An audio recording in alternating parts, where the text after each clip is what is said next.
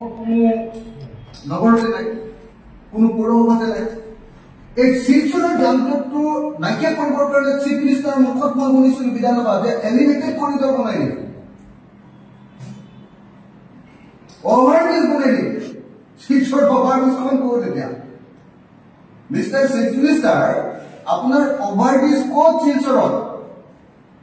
Mister Himanta Biswa Sarma, আপোনাৰ elevated corridor ক'ত? শিলচৰত চাবলৈ বিচাৰি ফুৰিছো, ক'তো বিচাৰি পোৱা নাই।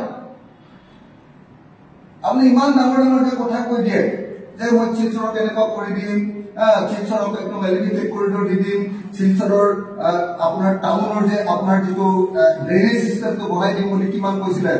শিলচৰৰ যিটো আৰ্টিফিচিয়েল ফ্লাড, কৃত্ৰিম বানপানী ৰোধ কৰিবৰ কাৰণে বিজেপি চৰকাৰ প্ৰধান প্ৰতিশ্ৰুতি আছিলে যে যান-জঁটটো নাইকিয়া কৰিবৰ কাৰণে তেওঁলোকে ফ্লাইঅভাৰ আৰু এলিভেটেড কৰিডৰ দিব, আৰু পানীটো নাইকিয়া কৰিবৰ কাৰণে আৰ্টিফিচিয়েল ফ্লাড, কৃত্ৰিম বানপানীটো নাইকিয়া কৰিবৰ কাৰণে তেওঁলোকে ড্ৰেইনেজ চিষ্টেমটো বনাই দিব।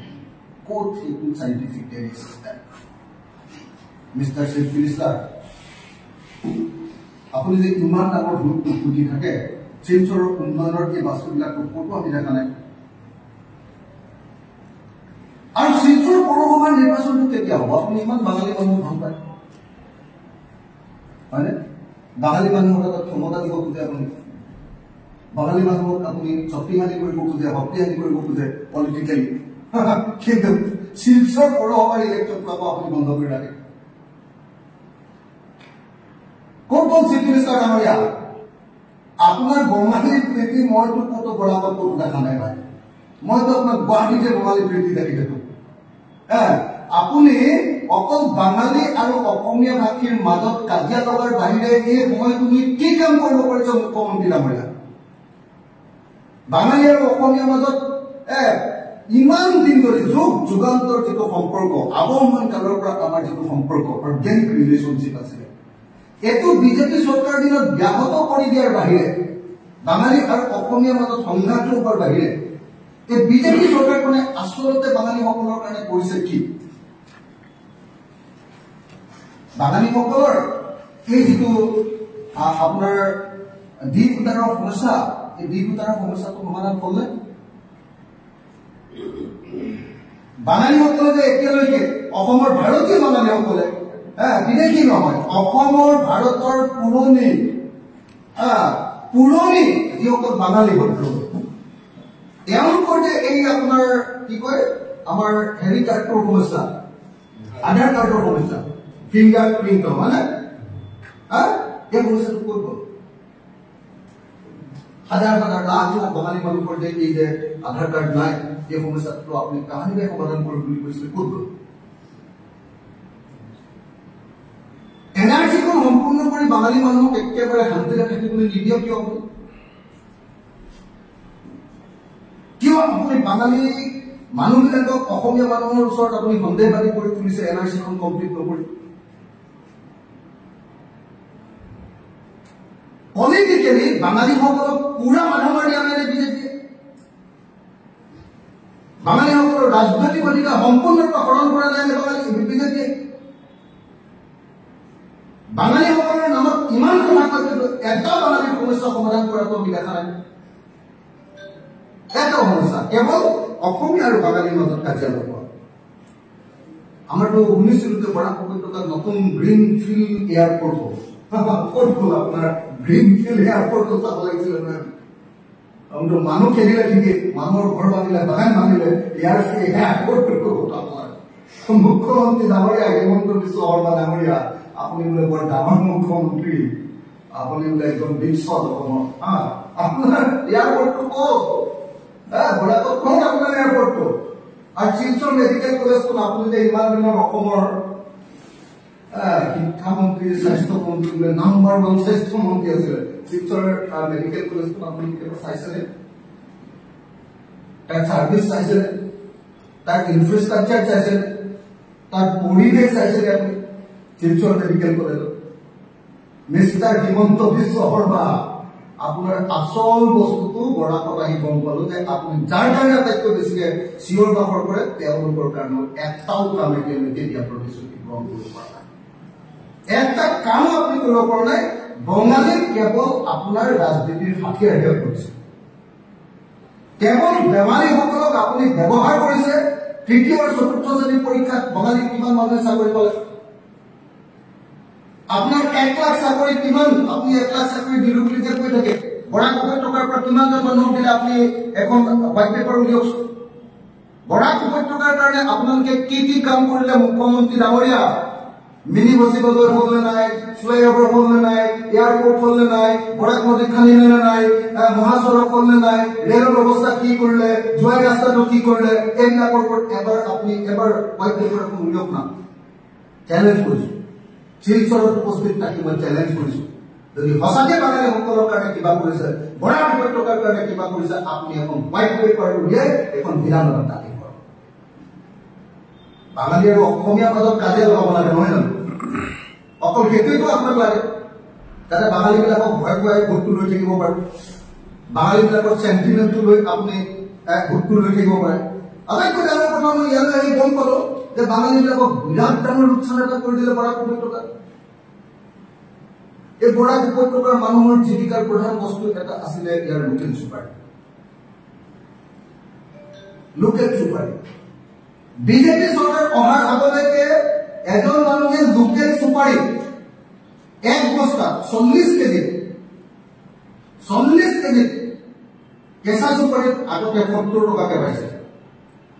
1 কেজি কেঁচা চুপাৰীত 70 টকা। তামোল বুলি কওঁ আমি, আপোনালোকৰ ইয়াত কেঁচা চুপাৰী বুলি কয়। 1 কেজি কেঁচা চুপাৰী বিজেপি চৰকাৰ অহাৰ আগতে 1 কেজিৰ দাম আছিলে 70 টকা। হিমন্ত বিশ্ব শৰ্মা চিফ মিনিষ্টাৰ হোৱাৰ পাছত ইয়াত 1 কেজি কেঁচা চুপাৰীৰ দাম হৈছে 35 rupees, 35 টকা। আমাৰ ব্ৰহ্মপুত্ৰ উপত্যকাৰ মানুহে নাজানে যে বৰাক উপত্যকাৰ মানুহৰ জীৱনৰ এটা প্ৰধান উৎস হ'ল এই চুপাৰী বা তামোল। ইয়াৰ গাঁৱত প্ৰতিখন ঘৰত কিমান তামোল থাকিব পাৰে আমি কল্পনা কৰিব নোৱাৰো। আপুনি হাইলাকান্দি যাওক, আপুনি কাছাৰ যাওক, আপুনি কৰিমগঞ্জ জিলা যাওক, মানে কেৱল তামোল আৰু তামোল গছ।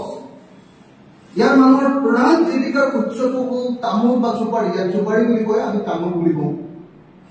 কেঁচা চুপাৰী আৰু শুকান চুপাৰী বুলি কয়, শুকনা চুপাৰী কয় ন আপোনালোকে, শুকনা চুপাৰী বুলি কয়। এই দুটাই হ'ল তেওঁলোকৰ জীৱনৰ এটা খেতিৰ পাছতে মেইন ইনকাম চৰ্চ। বিজেপি চৰকাৰ আহি বৰাক উপত্যকাৰ চুপাৰীৰ ওপৰত তালা লগাই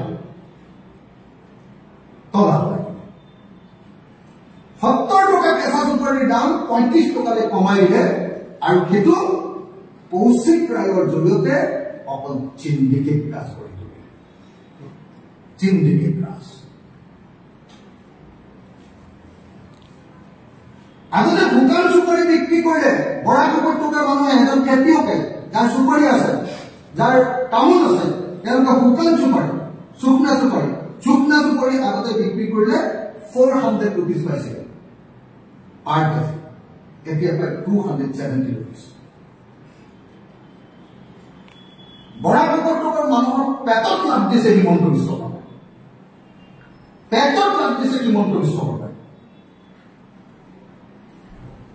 বৰাক উপত্যকাত এটা পলিটিকেল ক্লাছ বনাইছে, যিটো পলিটিকেল ক্লাছ হ'ল একদম বাঙালীসকল আটাইতকৈ কালচাৰ জাতি পৃথিৱীৰ ভিতৰত। আৰু ইয়াত যিসকল পলিটিকেল ক্লাছ ওলাইছে, পৃথিৱীৰ আন কালচাৰ কেইটামান মানুহ ইয়াতে পলিটিকেল ক্লাছ হৈছে। 2 নম্বৰী দগাবাজ, অৰ্থনৈতিক প্ৰভাৱ নোহোৱা 2 নম্বৰী কেইটামানকে বঙালী লিডাৰ পাইছে। 2 নম্বৰ দগাবাজ, কথা পাতিব নোৱাৰে যাৰ লগত। বাঙালী বুলি ক'লে ৰবীন্দ্ৰনাথৰ কথা পাতিবলৈ মন যায়, বাঙালী বুলি ক'লে ৰবীন্দ্ৰনাথৰ গীত শুনিবলৈ মন যায়। আৰু আপোনালোকে ইয়াৰ পৰা যিকেইজন লিডাৰ পঠিয়াই দিছে, এইডাল পৃথিৱীৰ 2 নম্বৰী দগাবাজ আৰু দালাল। আজি হিমন্ত বিশ্ব শৰ্মা আৰু বৰাকৰ মানুহৰ মাজৰ লিংকটো, ব্ৰিজ নামটো হ'ল কৌশিক ৰায়। কৌশিক ৰায়ৰ কামটো কি? কালেকশ্যন মাষ্টাৰ, চিণ্ডিকেটৰ টকা।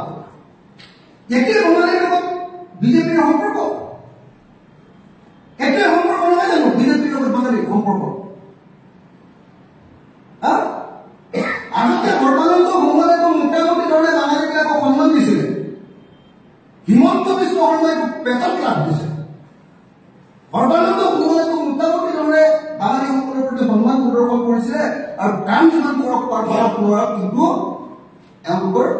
চিনিয়ৰ কালচাৰ সেই মানুহবিলাকক খুলিয়াই দিবলৈ চেষ্টা কৰিছে হিমন্ত বিশ্ব শৰ্মাই একদম লুম্পেন 2 নম্বৰী দধাবাজ কেইটাত মানৱ লিডাৰ বনাই দিছে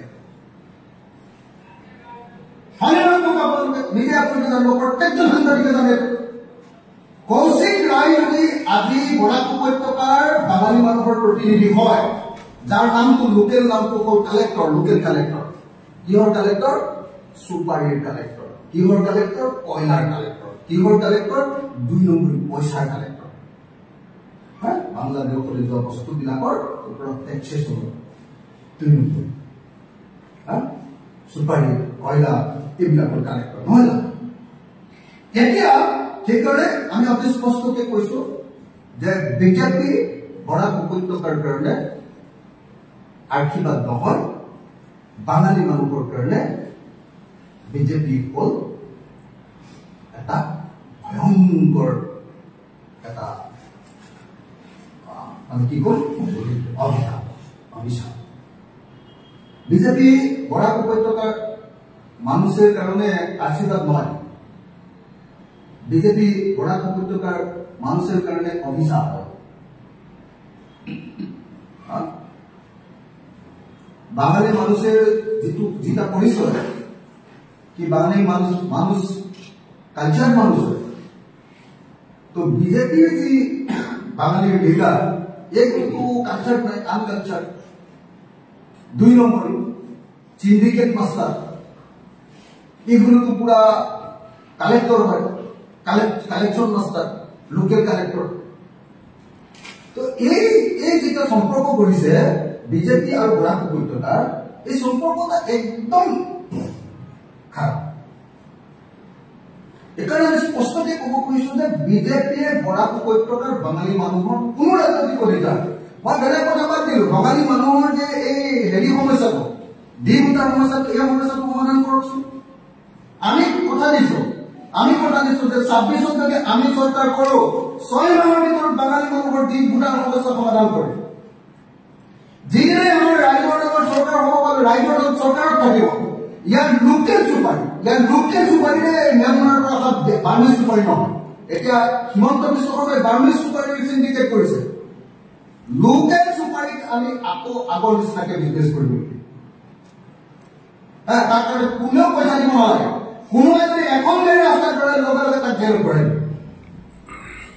লোকেল সুপাৰী যি সুপাৰী আগতে 4 টকা পাৰ কেজি পাইছিলে চোকনা সুপাৰী সেই সুপাৰী এতিয়া 270 টকা পায় এটো আকৌ 400 নহয় 500 টকা পোৱাৰ ব্যৱস্থা কৰে এটা আমাৰ প্ৰতিশ্ৰুতি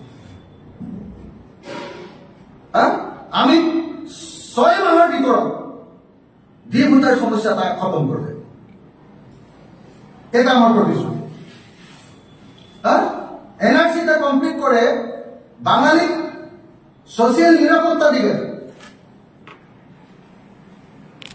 এনআরসিটা খতম করে আর বরাক আর ব্রহ্মপুত্র সম্পর্কটা উন্নত করো এটা হব আমার মেইন পলিটিক্যাল এজেন্ডা তো সেই কারণে যে বিজেপি আপনার বরাক উপত্যকার 15টা বিধানসভা সমষ্টি কমাই 13টা করেছে 2টা খাই পেলাইছে হিমন্ত বিশ্ব শর্মাই সেই বিজেপিয়ে বরাক উপত্যকার কথা কোৱাৰ কোনো অধিকাৰ নাই এই কথাটো আমি প্ৰত্যেকজন মানুহে জনা দৰকাৰ আৰু গুৱাহাটীত গৈ থাকিলে এনেকুৱা লাগে যে বৰাকৰ গোটেই বস্তু দি দিলে আৰু অসমত ইয়াত আহিহে গম পাব যে বৰাকৰ ৰাস্তা পদূলি চব ভগাছ নাই একোৱেই নাই যিমান প্ৰতিশ্ৰুতি দিছে এটা প্ৰতিশ্ৰুতি পূৰণ কৰা বিজেপি তো আমি নেক্সট